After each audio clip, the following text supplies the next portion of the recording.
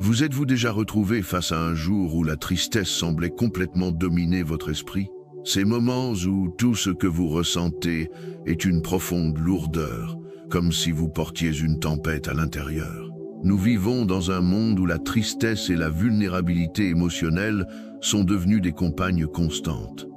On nous apprend souvent à les éviter, à les cacher et à avancer sans poser de questions.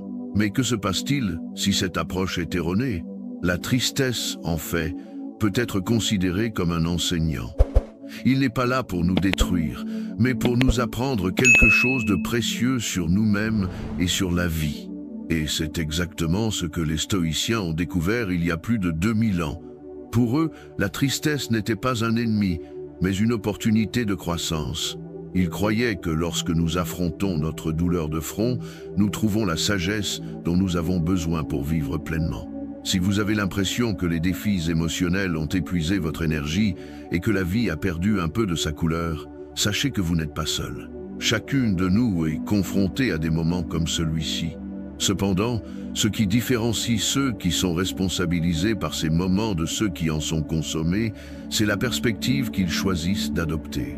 Aujourd'hui, je veux vous inviter à adopter une nouvelle perspective, celle du stoïcisme. Dans cette vidéo, nous explorerons les 4 piliers fondamentaux de cette ancienne philosophie qui peuvent transformer la façon dont vous gérez la tristesse.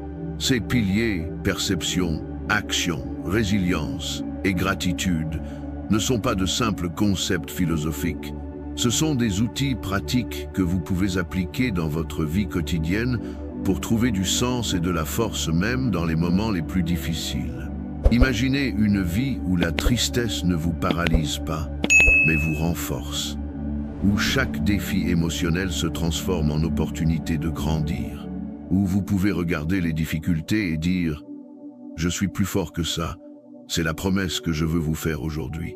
Tout au long de cette vidéo, nous expliquerons comment changer votre vision de la tristesse, apprendre à agir avec détermination même au milieu de la douleur, développer la résilience pour faire face à toute difficulté et enfin, trouver de la gratitude même dans les circonstances les plus difficiles. Chacun de ces piliers sera exploré en détail avec des exemples pratiques et des histoires inspirantes afin que vous terminiez cette vidéo non seulement motivé, mais équipé pour transformer votre vie.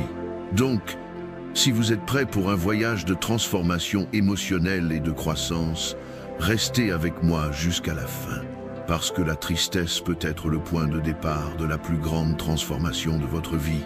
Vous êtes-vous déjà senti perdu au milieu de la tristesse, comme si vous étiez coincé dans un cycle sans fin de pensées et d'émotions qui semblent sans solution?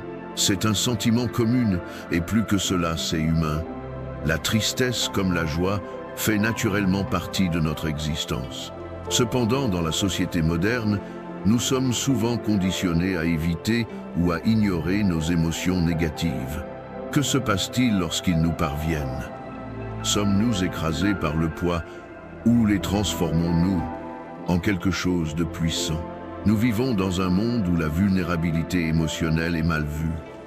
Dès le plus jeune âge, on nous apprend à être forts, à ne pas faire preuve de faiblesse. Nous sommes bombardés de messages qui glorifient un bonheur constant, comme si la tristesse était un défaut à corriger et non une expérience à vivre. Les réseaux sociaux nous montrent des vies parfaites, des sourires constants et des réalisations sans fin, alors que nous nous sentons de plus en plus éloignés de cette idéalisation. Cela crée une déconnexion profonde, un vide qui alimente la stagnation émotionnelle. Si vous avez l'impression que votre énergie est épuisée par les défis émotionnels, sachez que vous n'êtes pas seul. La tristesse est un élément universel. Chacun de nous en a subi les effets. Et la bonne nouvelle est qu'il existe un moyen d'y faire face. Non pas par la résistance ou le déni, mais par le courage, l'acceptation et l'apprentissage. La philosophie stoïcienne, développée par des penseurs comme Sénèque, Épictète et Marc Aurèle, nous enseigne que la tristesse n'est pas l'ennemi. Cela peut être une opportunité unique de croissance. Ces philosophes antiques ont vécu une vie pleine de difficultés, pertes, exils, trahisons et incertitudes. Et au lieu de succomber à la douleur, ils ont transformé leurs expériences en sagesse intemporelle. Arrêtons-nous un instant et réfléchissons. À quoi ressemblerait votre vie si vous pouviez regarder la tristesse comme un professeur? Et si, au lieu de fuir ou de tenter de l'éliminer, vous pouviez l'utiliser pour vous renforcer? C'est la proposition centrale du stoïcisme. Ne pas nier les émotions, mais leur donner un nouveau sens, en contrôlant la façon dont nous y réagissons et en les utilisant comme des outils pour devenir de meilleures personnes. Aujourd'hui, explorons ensemble les 4 piliers fondamentaux de cette philosophie: la perception, l'action, la résilience et la gratitude. Ces piliers ne sont pas seulement des concepts théoriques, mais des pratiques qui peuvent transformer la façon dont vous percevez vos émotions et votre vie. Chacun d'eux offre une perspective unique et des outils puissants pour gérer le deuil de manière judicieuse et constructive. Imaginez que votre esprit est comme une lentille. Lorsque la tristesse apparaît, elle peut déformer votre vision, vous faisant voir tout plus sombre qu'il ne l'est réellement. Mais en ajustant cet objectif, c'est-à-dire en changeant votre perception, vous commencez à voir les situations avec plus de clarté et d'objectivité. La tristesse cesse alors d'être un fardeau et devient une opportunité. C'est l'objet du premier pilier. Une fois que vous avez ajusté votre perception, il est temps d'agir. Le deuxième pilier, l'action, nous rappelle que même si nous ne pouvons pas contrôler tout ce qui se passe, nous pouvons toujours choisir comment réagir. Les stoïciens croyaient que la véritable force réside dans notre capacité à faire ce que nous pouvons, quelles que soient les circonstances. C'est comme naviguer sur un bateau, on ne contrôle pas le vent, mais on peut régler les voiles. Le troisième pilier est la résilience, qui nous apprend à accepter la douleur comme une partie inévitable de la vie et à l'utiliser comme levier de croissance. Tout comme l'acier est renforcé par le feu, notre esprit est renforcé par les défis. La résilience nous prépare à affronter les tempêtes de la vie avec courage et détermination. Enfin, nous arrivons au quatrième pilier, la gratitude. Lorsque nous apprenons à valoriser ce que nous avons, même dans les moments difficiles, nous faisons place à la sérénité. La gratitude, c'est comme allumer une lumière dans une pièce sombre. Cela nous aide à voir ce qui a toujours été là, mais que nous étions auparavant incapables de percevoir. Chacune de ces piliers sera explorée en profondeur dans cette vidéo. Mais avant de continuer, je souhaite partager une histoire qui illustre le pouvoir du stoïcisme. Imaginez un empereur entouré de problèmes, des trahisons au palais, une guerre imminente et la menace constante de maladie. Il s'agissait de Marc Aurèle, peut être le stoïcien le plus célèbre de l'histoire. Au milieu de tant de chaos, il n'a pas succombé au désespoir.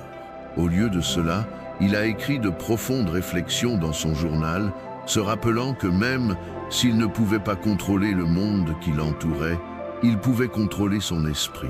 C'est ce genre de force et de sérénité qu'offre le stoïcisme. Quels que soient vos défis ou la profondeur de votre tristesse, il existe un moyen de trouver un sens et de la sagesse au milieu de tout cela. Tout au long de cette vidéo, nous construirons ensemble un nouveau regard sur la tristesse. Je vous guiderai à travers des réflexions, des exercices pratiques et des histoires inspirantes qui vous aideront à transformer les moments les plus difficiles en opportunités de croissance. Vous n'êtes pas obligé d'affronter ce voyage seul. C'est un espace sûr pour explorer vos émotions et découvrir le meilleur de vous. Si vous êtes prêt à entamer cette transformation, restez avec moi jusqu'à la fin. Parce que la tristesse, aussi difficile soit-elle, peut être le point de départ de la plus grande découverte de votre vie, que vous êtes bien plus fort que vous ne l'imaginez. Lorsque la tristesse nous frappe, nous avons souvent l'impression d'être coincés dans un bourbier émotionnel. Nous ne savons pas où aller, ni même comment faire le premier pas pour sortir de cette stagnation. Et si je vous disais qu'il existe un moyen de s'en sortir, que peu importe à quel point vous vous sentez coincé, il y a quelque chose que vous pouvez faire dès maintenant pour reprendre le contrôle de votre vie. Dans le stoïcisme, le deuxième pilier est l'action. Pour les stoïciens, Agir ne consiste pas seulement à faire quelque chose pour le plaisir de le faire, mais à agir consciemment en se concentrant sur ce qui est sous notre contrôle. Lorsque vous êtes plongé dans la tristesse, il est facile de vous perdre dans des pensées sur des choses que vous ne pouvez pas changer. Mais le stoïcisme nous invite à détourner le regard de ces aspects et à le réorienter vers ce qui est vraiment le nôtre, nos choix, nos comportements, nos attitudes. Maintenant, imaginez que votre vie est comme un bateau naviguant en pleine mer. Parfois, le vent souffle fort et des tempêtes surviennent, rendant impossible le contrôle de votre environnement. Mais vous pouvez toujours ajuster les voiles. C'est l'essence de l'action stoïcienne. Se concentrer sur ce qui peut être fait plutôt que de gaspiller de l'énergie à déplorer ce qui est hors de notre portée. Lorsque nous comprenons ce principe, la tristesse cesse d'être une force qui nous paralyse et devient un catalyseur de changements significatifs. Après tout, l'action est l'antidote le plus puissant à la stagnation émotionnelle, et c'est ici que commence notre contraste. Tandis que la tristesse tente de nous lier, l'action nous libère. Si vous avez déjà été confronté à un moment de profonde tristesse, vous savez à quel point il peut être difficile de sortir de l'inertie. Il y a des jours où sortir du lit semble être une tâche monumentale, et l'idée de passer à l'étape suivante semble presque impossible. Mais c'est précisément dans ces moments-là que l'action devient plus importante. Les stoïciens nous enseignent que la vraie force ne réside pas dans le fait de ne jamais ressentir la douleur, mais dans le fait de continuer à avancer malgré elle. Épictète, par exemple, a vécu comme esclave à Rome et a dû faire face à des difficultés inimaginables. Pourtant, il croyait que tant qu'il avait le contrôle de ses propres pensées et actions, il était libre. Cela nous enseigne que même lorsque tout semble perdu, il y a toujours quelque chose que nous pouvons faire. Ramenons cela au présent. Pensez à un moment où vous avez été profondément triste, peut être après une perte, une déception ou un moment d'échec. Qu'avez-vous fait pour surmonter cela? C'était peu être quelque chose de petit, comme parler à un ami ou simplement faire une promenade. Ces petits actes, même s'ils peuvent paraître insignifiants, ont le pouvoir d'amorcer une grande transformation. Imaginez un pagailleur solitaire sur un lac calme mais sombre. L'eau environnante reflète son état intérieur, un mélange de calme et d'oppression. Il sait que pour sortir du milieu de ce lac, il doit commencer à ramer. Cependant, la pagaille semble trop lourde et la distance jusqu'au rivage est intimidante. Mais que se passe-t-il lorsqu'il fait le premier pas? L'eau répond, le bateau commence à avancer et la rame, auparavant lourde, s'allège à chaque effort. Ce rameur, c'est toi, la tristesse est peu, être le lac sombre, mais la rame est toujours entre vos mains. Le premier mouvement peut sembler impossible, mais c'est ce qui commence le voyage de transformation. Maintenant que nous comprenons l'importance de l'action, je souhaite vous présenter un outil pratique et puissant pour commencer à agir même au milieu de la tristesse, le journal stoïcien. Cette pratique consiste à se réserver quelques minutes par jour pour écrire sur 3 aspects. Qu'est-ce qui est sous mon contrôle? Faites la liste des choses que vous pouvez changer ou faire aujourd'hui, quelles que soient les circonstances extérieures. Que dois-je accepter? Identifiez ce qui est hors de votre contrôle et pratiquez l'acceptation. Quelle est la prochaine étape? Choisissez une action concrète, aussi petite soit-elle, que vous pouvez entreprendre immédiatement. En faisant cela chaque jour, vous commencez à rediriger votre énergie vers ce qui compte vraiment, en abandonnant les soucis qui ne font qu'alimenter la stagnation. Pensez à quelqu'un comme Viktor Frankl, un survivant de l'Holocauste.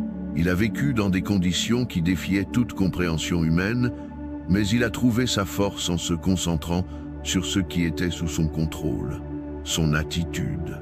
Il a écrit dans son livre In Search of Meaning que tout peut être pris à un homme sauf une chose, la dernière des libertés humaines, choisir son attitude dans n'importe quel ensemble de circonstances. Frankl a illustré ce que signifie agir même au milieu de la douleur la plus extrême. Il a transformé son expérience en quelque chose de significatif créant une philosophie qui a aidé des millions de personnes à trouver un but, même dans les circonstances les plus défavorables. Maintenant, arrêtez-vous un instant et réfléchissez. Qu'est-ce qui est sous votre contrôle en ce moment? C'est peut être quelque chose de petit comme boire un verre d'eau, organiser ses pensées ou simplement prendre une profonde respiration. Mais ces petits actes sont le début de quelque chose de plus grand. L'action est la première étape pour transformer votre tristesse en sagesse. Et voici le point. Agir ne signifie pas tout résoudre d'un coup. C'est choisir d'avancer, même si c'est un pas à la fois. Car à la fin de ce voyage, vous découvrirez que vous avez non seulement surmonté votre tristesse, mais que vous êtes devenu plus fort et plus sage grâce à elle. Et en parlant de force, comment se préparer à affronter les prochains défis? C'est là qu'intervient le troisième pilier, la résilience. Explorons comment renforcer votre esprit et votre âme afin que rien ne puisse ébranler votre essence. L'action, comme vous l'avez déjà compris, est bien plus qu'un simple mouvement physique. C'est un tournant, un éveil qui s'opère en nous et qui demande du courage pour être mis en pratique. Imaginez que vous êtes sur le point de vous évader d'une prison invisible, une prison faite d'incertitudes et d'émotions qui peuvent sembler accablantes. La clé de cette prison est entre vos mains, et c'est l'action qui la débloquera. La beauté de ce concept réside dans le fait que l'action n'a pas besoin d'être grandiose ou transformatrice à chaque instant. Au lieu de cela, cela peut être quelque chose de simple mais profondément significatif. Vous n'avez pas besoin de résoudre tous vos problèmes en même temps, mais faites un pas qui dirige votre énergie vers ce qui est sous votre contrôle. Et c'est ce premier pas, aussi petit soit-il, qui ouvre les portes à un cycle de changement et de croissance. Pensons à un autre exemple pour illustrer cela. Imaginez-vous dans un moment de crise, quelque chose qui vous a secoué émotionnellement, une erreur au travail, un désaccord avec un ami, une perte. La douleur que vous ressentez peut être si grande que tout ce que vous voulez, c'est vous fermer, vous cacher, arrêter le temps. Mais que se passe-t-il lorsque vous décidez d'agir? Il n'est pas nécessaire que ce soit une grande décision. Cela peut être quelque chose d'aussi simple que de prendre une profonde inspiration ou d'écrire un message à quelqu'un à qui vous n'avez pas parlé depuis longtemps. Ces petits pas, qui semblent hors de propos, commencent à construire un nouveau chemin. Et c'est ce changement d'orientation, ce mouvement conscient de choix d'agir, qui a le pouvoir de transformer nos vies. Rappelez-vous la métaphore du rameur. Le mouvement initial est toujours le plus difficile, mais c'est là que commence la véritable transformation. Chaque acte d'action, aussi petit soit-il, vous sort de la paralysie et vous met en mouvement. Vous avez peut-être vécu ce moment où, après avoir posé un petit geste, vous réalisez que vous êtes sur un chemin différent, avec une nouvelle perspective. Vous avez l'impression d'avancer enfin. C'est le pouvoir de l'action stoïcienne. Elle transforme notre esprit et nous met dans un état de contrôle. Cependant, nous savons qu'agir n'est pas toujours facile. Dans ces moments où tout semble dénué de sens, agir peut être un véritable défi. Mais c'est précisément à ce moment-là que nous avons le plus besoin d'agir. Souvenez-vous des paroles d'Épictète. Ce ne sont pas les choses qui nous arrivent, mais la façon dont nous y réagissons qui nous affecte. L'action n'élimine pas la douleur, mais elle nous donne les outils nécessaires pour la gérer de manière plus saine et constructive. Et lorsque vous agissez, vous commencez à réaliser que vous avez le pouvoir de choisir comment répondre à vos défis. Alors je vous le demande encore, que pouvez-vous faire maintenant? Quels sont les petits pas que vous pouvez faire aujourd'hui pour rediriger votre énergie et ainsi commencer à vous construire une nouvelle réalité? L'action est le pont entre l'endroit où vous êtes et l'endroit où vous voulez être. Ne sous-estimez pas le pouvoir d'une simple étape. Préparons maintenant la transition vers le prochain pilier, le pilier de la résilience. En agissant, vous créez l'espace dont vous avez besoin pour cultiver la force intérieure qui vous aidera à résister aux adversités de la vie. Et c'est ce que nous allons faire. Maintenant, Comprendre comment la résilience, la capacité de continuer à avancer, même lorsque les choses deviennent difficiles, est la clé pour maintenir l'action dans le temps. La résilience n'est pas une qualité qui vient de l'absence de défis. Au contraire, elle se construit dans les difficultés. C'est comme une fibre d'acier qui devient plus résistante au fur et à mesure qu'elle est étirée et pressée. Et lorsque vous combinez action et résilience, vous constituez une base solide capable de résister à toute adversité. Nous sommes prêts à approfondir ce concept, à comprendre comment, même lorsque tout semble s'effondrer, nous pouvons trouver la force de continuer. Ne partez pas maintenant, car le pilier de la résilience est la clé pour poursuivre votre voyage. À notre retour, nous verrons comment ce pilier s'intègre parfaitement dans votre chemin pour transformer la tristesse en sagesse. Si vous pensiez qu'il y avait quelque chose de plus derrière l'action, attendez de voir comment la résilience améliore tout ce que vous avez déjà appris. Et voici l'essentiel. Quel que soit le chemin parcouru dans votre voyage, chaque pas vers l'action et la résilience vous donnera une base plus solide pour créer une vie de paix, d'équilibre et de contrôle. Et lorsque nous examinerons le pilier de la gratitude, vous verrez comment ces piliers se connectent, formant une stratégie solide pour affronter les plus grandes difficultés avec un esprit imbattable.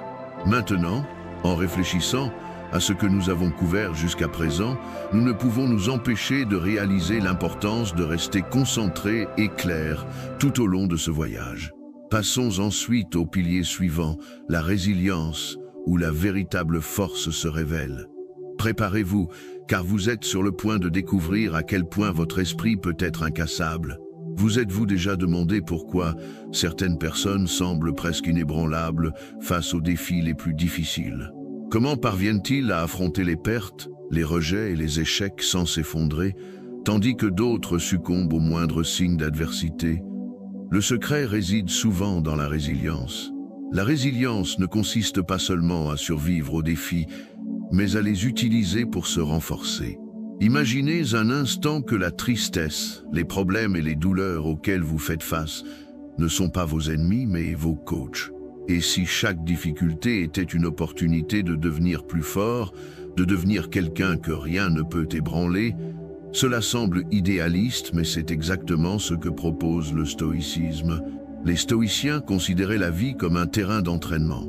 Chaque défi, chaque coup dur, chaque déception était perçu comme une opportunité de façonner le caractère et de renforcer l'esprit. Marc Aurèle écrivait « Le feu éteint ce qui est faible, mais fortifie ce qui est fort. Pensez-y, si vous mettez du bois sur le feu, il sera consumé, mais si vous jetez de l'acier, il sera trempé. L'adversité est ce feu, et la résilience est l'acier qui en émerge. Maintenant, arrêtez-vous et réfléchissez. Comment avez-vous géré vos défis? Les voyez-vous comme des ennemis à éviter ou comme des opportunités d'apprendre et de grandir? Ce changement de perspective est fondamental pour renforcer la résilience stoïque. Pensez à un moment de votre vie où vous avez fait face à quelque chose de difficile. Il s'agissait peut-être de la perte d'un emploi, de la fin d'une relation ou même de la perte d'un être cher. À l'époque, cela semblait insupportable, n'est-ce pas? Mais regardez en arrière maintenant. Qu'avez-vous appris de cette expérience? Réalisez-vous à quel point cela a façonné qui vous êtes aujourd'hui? C'est l'essence même de la résilience. Reconnaître que même les moments les plus douloureux ont quelque chose à nous apprendre. Et cela nous amène à une question importante.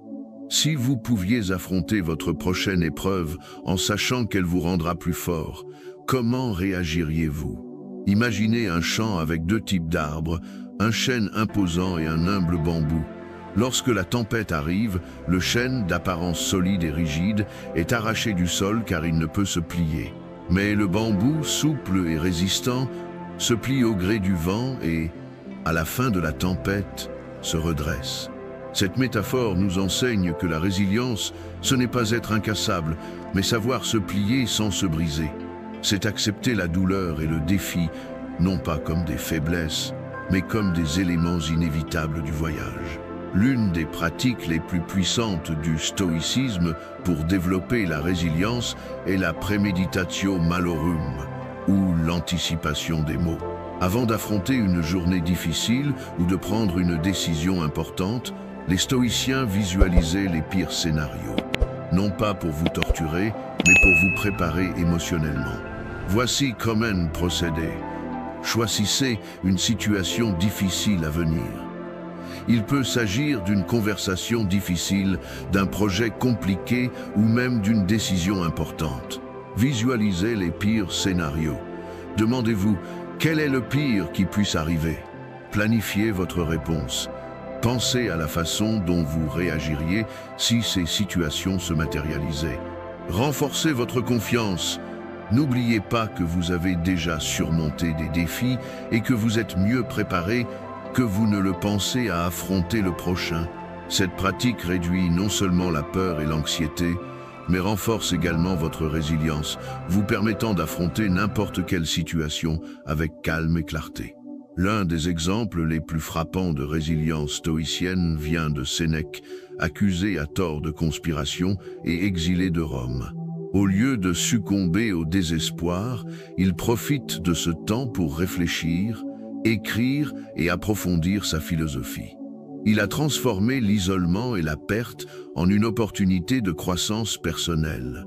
Sénèque écrit « Le sage n'est jamais ébranlé, même si le ciel lui tombe dessus, car sa force vient de l'intérieur. » Cette phrase résume l'esprit de résilience stoïcienne. La capacité de trouver de la force en soi, quelles que soient les circonstances extérieures. Maintenant, imaginez ce que ce serait de vivre avec ce genre de force intérieure. Imaginez-vous regarder chaque défi, chaque moment de tristesse et dire « Je peux en tirer des leçons, je peux grandir à partir de cela. » Mais voici la grande question. Que faites-vous une fois que vous avez trouvé cette force? Comment transformer non seulement les défis, mais aussi la façon même dont vous voyez le monde? Cela nous amène au quatrième pilier, la gratitude. C'est ce qui transforme la résilience en sérénité et constitue la prochaine étape de votre voyage pour transformer la tristesse en sagesse. Imaginez un instant que vous détenez une clé qui peut transformer même les moments les plus sombres en opportunités de croissance et de joie. Cette clé est la gratitude, l'un des piliers fondamentaux du stoïcisme et une pratique qui peut révolutionner votre vie. La gratitude est plus qu'un simple merci. C'est un changement profond dans notre façon de percevoir le monde et nos expériences. En cultivant la gratitude, nous entraînons notre esprit à se concentrer sur le positif, même au milieu de l'adversité. Ce changement de perspective améliore non seulement notre bien-être émotionnel, mais renforce également notre résilience face aux défis. Des études scientifiques prouvent les bienfaits de la gratitude. Des recherches menées par l'université Harvard indiquent que pratiquer régulièrement la gratitude peut améliorer la santé mentale, augmenter l'empathie et réduire l'agressivité. De plus, les personnes reconnaissantes ont tendance à avoir une plus grande résistance au stress et à la maladie, selon des études publiées dans la revue Brain, Behavior and Immunity. En décembre 2024, la France a célébré la réouverture de la cathédrale Notre-Dame, dévastée par un incendie en 2019. Lors de la cérémonie, le président Emmanuel Macron a exprimé la gratitude de la nation française envers tous ceux qui ont contribué à la reconstruction de ce symbole historique.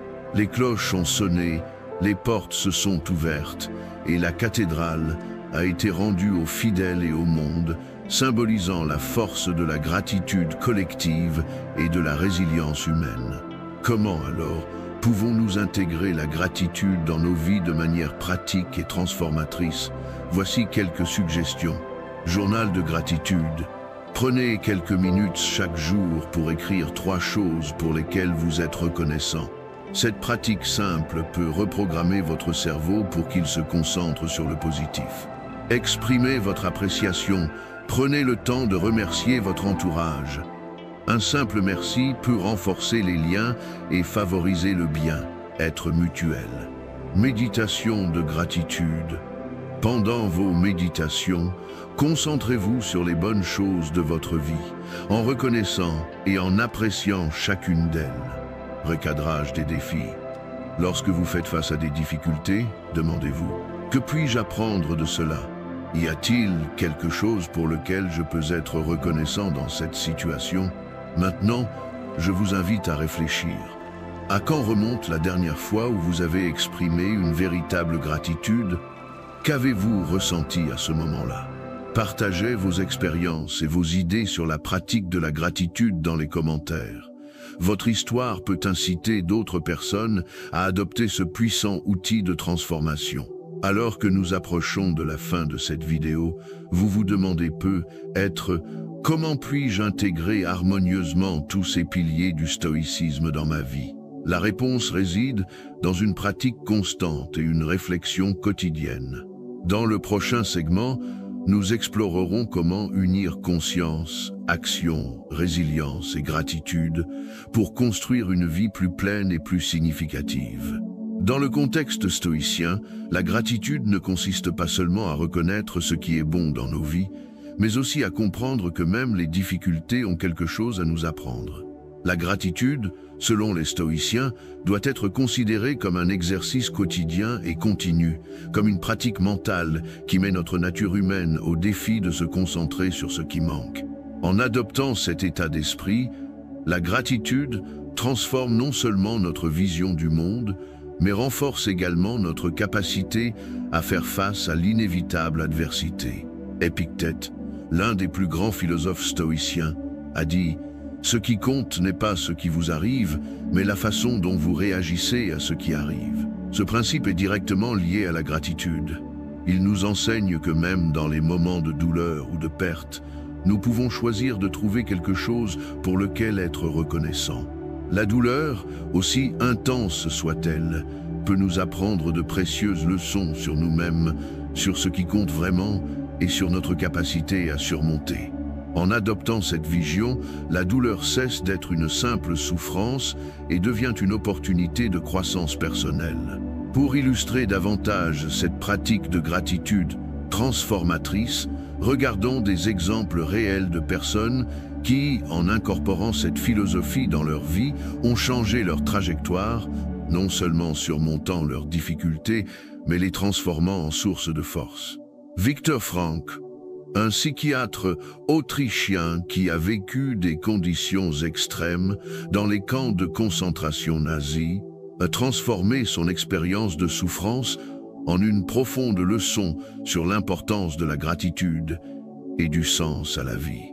Il a écrit dans son livre « À la recherche de sens »: « Tout peut être enlevé à un homme sauf une chose, la dernière des libertés humaines. Choisir son attitude face à n'importe quel ensemble de circonstances. » Frankl n'était pas reconnaissant pour la douleur, mais en acceptant sa situation et en choisissant une attitude de gratitude pour être en vie et capable de trouver un but, il a pu surmonter l'adversité et créer une philosophie qui continue d'aider des millions de personnes encore aujourd'hui. La leçon ici est profonde. Lorsque vous trouvez quelque chose pour lequel être reconnaissant, même dans les pires circonstances, votre perspective change. Frankl a trouvé de la gratitude pour la vie, pour l'espoir et pour la possibilité d'aider les autres à trouver un sens, même dans les situations les plus désespérées. Ce type de gratitude ne dépend pas de circonstances extérieures, mais d'un choix interne de valoriser l'expérience humaine dans sa globalité. Un autre exemple frappant de gratitude dans un contexte d'extrême adversité peut être trouvé dans la ville de Paris suite aux attentats terroristes de 2015. Malgré la tragédie et les souffrances incommensurables vécues par les Parisiens, nombre d'entre eux ont choisi de cultiver la gratitude pour la force de leur communauté. Le mouvement Je suis Paris, né après les attentats, était un moyen pour les gens d'exprimer leur solidarité et leur gratitude pour la vie et la liberté, malgré la souffrance. Au lieu de se laisser consumer par la douleur et la peur, de nombreux Parisiens ont utilisé la gratitude comme un moyen de résister. Ils n'ont pas ignoré la douleur, mais en se concentrant sur ce qu'ils possédaient encore, leur famille, leur ville, leur capacité à se rassembler et à se soutenir mutuellement, ils ont transformé une tragédie en une opportunité de renouveau spirituel et collectif. Maintenant que vous avez vu des exemples de la façon dont la gratitude peut changer des vies et transformer les défis en opportunités, comment pouvez-vous l'appliquer de manière pratique dans votre vie quotidienne? Gratitude dans les petites choses. Souvent, nous recherchons la gratitude uniquement dans les grandes victoires ou les moments heureux. Cependant, le stoïcisme nous apprend à trouver de la gratitude dans les choses simples du quotidien. La lumière du soleil le matin, le sourire d'un ami, le bruit de la pluie qui tombe sur la fenêtre, tout cela mérite de la gratitude.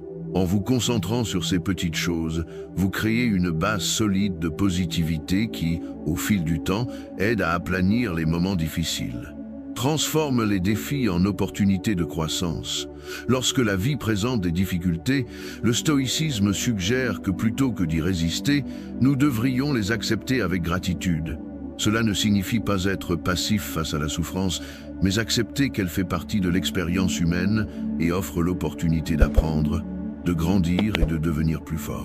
Par exemple, face à des critiques au travail, au lieu de réagir de manière défensive, vous pouvez être reconnaissant d'avoir l'opportunité d'améliorer et de perfectionner vos compétences.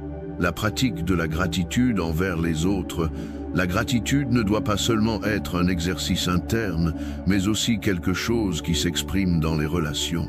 Cela peut se faire par de simples gestes de reconnaissance, comme remercier un collègue pour son soutien ou reconnaître les efforts d'un ami.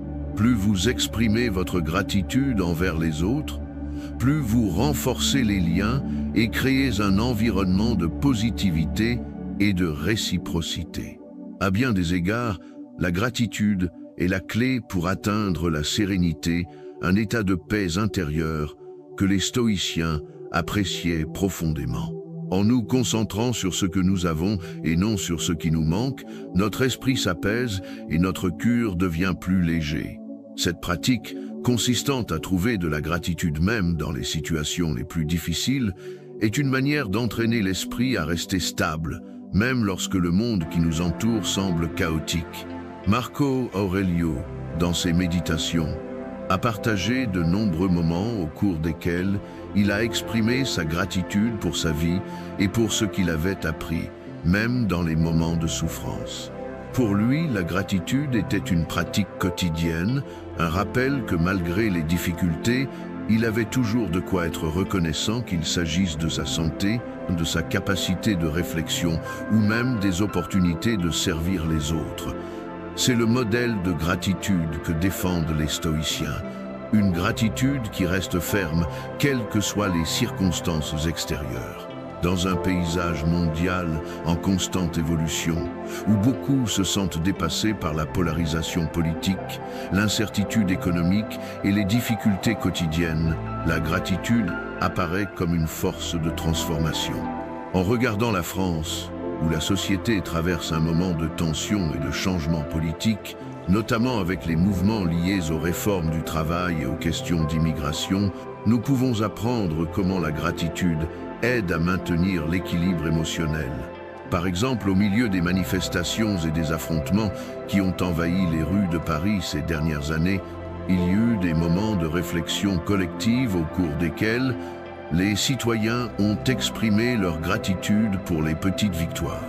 La reconnaissance de la beauté de la culture française, l'unité de la population dans les moments difficiles et la capacité de se soutenir sont devenus des symboles de résistance. Cette gratitude pour la solidarité et la force communautaire a été un point crucial pour que de nombreuses personnes tiennent bon en temps de crise. Alors que nous approchons de la fin de la vidéo, vous vous demandez peut-être: comment puis-je appliquer tout cela pour transformer ma vie? La gratitude, lorsqu'elle est intégrée à tous les autres piliers du stoïcisme, perception, action et résilience, crée une vie plus équilibrée et centrée sur ce qui compte vraiment. Cette combinaison de vertus nous aide non seulement à surmonter les difficultés de la vie, mais nous permet également de nous épanouir même au milieu d'elles. À l'heure actuelle, la gratitude n'est pas seulement un concept abstrait. Cela devient un outil pratique et puissant pour faire face à la tristesse et à l'adversité. Lorsque nous unissons gratitude, résilience, action et perception, nous obtenons une véritable liberté émotionnelle qui nous permet de vivre avec un esprit inébranlable, quoi qu'il arrive. Vous êtes arrivé jusqu'ici, et c'est déjà une grande réussite. Tout au long de cette vidéo, nous explorons 4 piliers du stoïcisme qui ont le pouvoir de transformer votre relation avec la tristesse et les défis de la vie. Mais maintenant, je veux que vous vous demandiez, êtes-vous prêt à mettre tout cela en pratique? Vous êtes plus fort que vous ne le pensez. Et ces piliers ne sont pas de simples concepts philosophiques lointains, ce sont des outils que vous pouvez commencer à utiliser dès maintenant dans votre vie de tous les jours. Chacun de nous fait face à l'adversité, à des moments où nous nous sentons perdus, sans direction, comme si le poids du monde reposait sur nos épaules. Mais la véritable force ne vient pas de l'absence de ces moments, mais de notre capacité à les affronter de front. Lorsque vous intégrez le pilier de la perception, vous apprenez à voir le monde avec des yeux différents, plus clairs et plus calmes. Lorsque vous adoptez le pilier action, vous prenez le contrôle de ce que vous pouvez changer et en même temps, vous apprenez à libérer ce que vous ne pouvez pas changer. La résilience nous apprend à utiliser les difficultés comme tremplin pour grandir et la gratitude nous fait réaliser que même au milieu de la tempête, il y a quelque chose de précieux tout autour de nous, quelque chose pour lequel nous pouvons être reconnaissants. Tout cela est réuni pour créer une version de vous-même plus forte, plus équilibrée et plus consciente. Je comprends qu'à l'heure actuelle, il peut sembler difficile d'appliquer ces idées dans le rythme effréné de la vie quotidienne, avec toutes les responsabilités et les pressions que la vie impose. Parfois, le simple fait de faire le premier pas ressemble à un défi. Mais voici la bonne nouvelle. Vous avez déjà fait le premier pas. En étant ici, en écoutant ces paroles, vous avez déjà commencé le voyage de transformation. Désormais, le véritable changement est entre vos mains. Et si vous continuez à appliquer ces principes, petit à petit, vous verrez une grande différence dans votre vie, non seulement dans la façon dont vous gérez la tristesse, mais dans la façon dont vous abordez tous les aspects de votre existence. La grande découverte que je veux vous faire aujourd'hui est simple. Vous avez le pouvoir de choisir comment réagir à ce que la vie vous présente. Peu importe la difficulté du chemin, vous pouvez choisir comment le parcourir. De plus, chaque défi que vous rencontrez en cours de route est une opportunité de vous renforcer et de grandir. Si vous suivez les 4 piliers du stoïcisme, aucun obstacle ne pourra vous briser l'esprit et votre paix intérieure sera inébranlable. Je sais que vous pouvez le faire, car en vous il y a déjà cette force. Vous êtes capable d'affronter et de surmonter n'importe quel défi, n'importe quelle tristesse et d'en ressortir encore plus fort. Mais le voyage ne s'arrête pas là. Je vous invite à continuer à explorer cette chaîne. Nous proposons de nombreuses autres vidéos qui peuvent vous aider à approfondir davantage votre compréhension du stoïcisme et comment il peut transformer votre vie. Par exemple, dans la vidéo suivante, nous explorerons comment appliquer ces principes à votre travail et à vos relations personnelles, afin que vous puissiez créer un environnement de paix et de contrôle, même au milieu du chaos. Je veux avoir de vos nouvelles. Lequel des piliers vous a le plus marqué? Comment pouvez-vous commencer à l'appliquer à votre vie maintenant? Laissez-les dans les commentaires. Partagez vos expériences. Créons ensemble une communauté de personnes désireuses de transformer l'adversité en sagesse. Si vous avez aimé ce contenu, n'oubliez pas d'aimer la vidéo, de vous abonner à la chaîne et d'activer la cloche pour ne pas manquer les prochaines vidéos qui continueront ce voyage de transformation. Allons ensemble, avec courage, sagesse et sérénité, surmonter tous les défis que la vie nous offre. N'oubliez pas, vous n'êtes pas seul. Nous sommes ici pour grandir ensemble. Restez à l'écoute pour la prochaine vidéo, dans laquelle nous explorerons comment les principes du stoïcisme peuvent être appliqués à la gestion des relations interpersonnelles et comment trouver un équilibre dans les situations de conflit, apportant ainsi plus de paix à votre vie. Cette vidéo pourrait être exactement ce dont vous avez besoin pour franchir la prochaine étape de votre voyage.